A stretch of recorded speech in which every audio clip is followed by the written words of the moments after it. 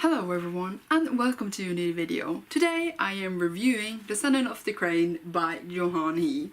This is being released on the 2nd of April, so if you want to check it out, go and do so then. Woohoo! Descendant of the Crane follows Princess Hesina of Joan, whose father just died. She is convinced that he has been murdered. To find out her father's killer, or at least some clue of who it could be, she goes to a sooth, and a sooth is a person with magical abilities. Just to think that magic has been outlawed like centuries ago, so she's committing high treason to find out her father's killer. It is a Chinese inspired fantasy. It has this beautiful, stunning cover. I can say at once that sadly I didn't really enjoy this book as much as I thought it would. I saw all these raving reviews. It looks amazing and it sounds amazing, but it just didn't really do it for me. There are several reasons for that, and I'm gonna try to get into them in this review. Woohoo! First of all, I really enjoy the world. Everything Asian inspired I will go after, and here the world did not disappoint. I really like the ideas of the world, because here they are worshipping the 11 as they call them,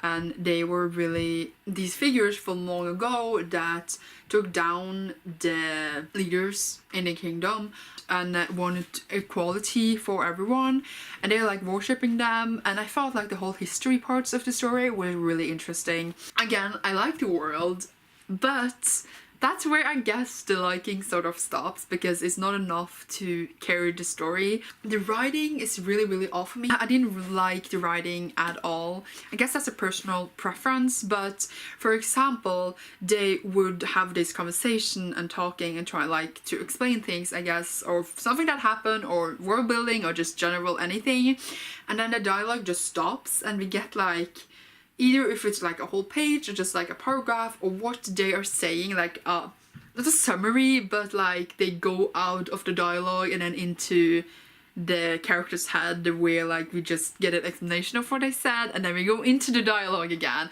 And I don't understand the choice of that. I would just continue the dialogue. It's easier to read a constant dialogue than going in and out of it in the middle of the story, I feel like. And I thought that was so weird, and they did it so many times, and I was like, why are we doing this? It's confusing. I feel also that the story didn't really go well together. We have this plot where she's going after her father's killer. The main character, Hesina, is really naive. She is like, I'm gonna have his trial, it is gonna go well, like I believe in my people, they will go by the rules. She is really believable in the rules, but then she realizes that, oops, no, people are actually treacherous assholes. And I guess the point is that she's supposed to have like character development for believing in her people, believing in her country, in her laws, and then go to this point where it wasn't really as she thought it was. And I guess like there was this one sentence in the book in the end where like she believed in them but not any longer, something similar like that, not exactly that sentence. We never really get to see that shift she has. It just is suddenly there. Like the shift would of course come after everything that she goes through, but it doesn't feel natural when it's suddenly there. Like she's sort of stupid actually. I thought the main character was stupid and it was sort of annoying. She get this love interest, Akira. And the thing is, when she went to this sooth and she was asked how to find her father's killer who will help her, she's told by the sooth that she needs to find a dude with a rod and he has to be her representative in the trial. Akira is that dude with a rod, and he's just there, he just helps her, and I don't know, we never get to know why it had to be him. I guess maybe that would be answered in the later books, but it was just and I guess you're supposed to ship them, but I was like, I don't care about any of the characters. She also has siblings. I don't care about any of them. No one has depth to them. They're just there and they just roll on the page, and I'm like, oh, okay.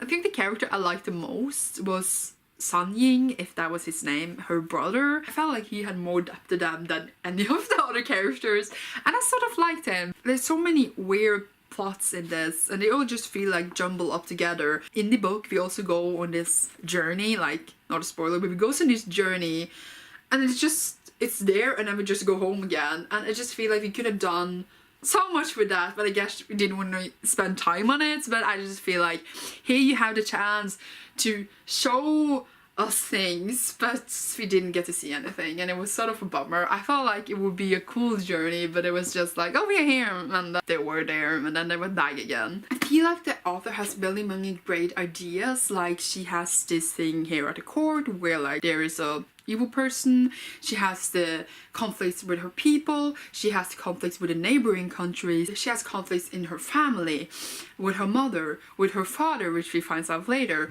different things, but it's not carried out well enough to give that punch you would want from that kind of story. Like, there is backstabbing, there is intrigue, but I didn't feel anything. It wasn't well written enough on a page to carry out the story you wanted to tell. This is just my personal opinion. If you enjoyed this book, then I am so happy for you. I thought I was gonna love it, but I didn't. But at the end, I just wanted it to be over.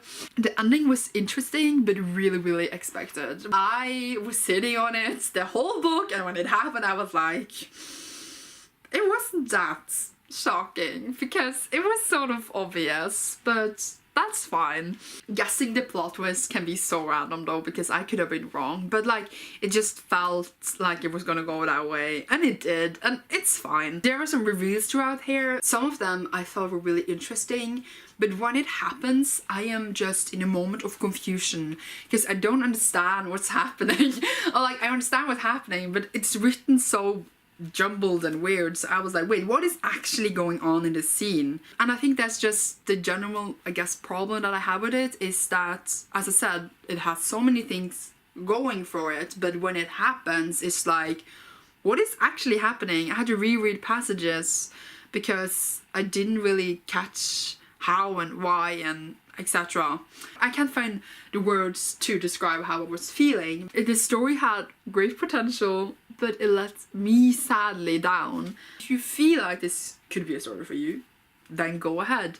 But it's not a book I would generally like recommend. It's probably a book I will forget about because I don't really want to think about it. Wrapping up my last thoughts here is great potential, great ideas, really nice world actually, but doesn't deliver what it wants to deliver in my eyes. I gave it like 2 stars, 2.5 stars out of 5, I guess, if you wanted a star rating after all my babbling. If you want to talk about this book, then speak to me down below in the comments, and if you loved it or something, I would really like to know, because I'm interested to hear everyone's thoughts, always. Well, that's it. Goodbye!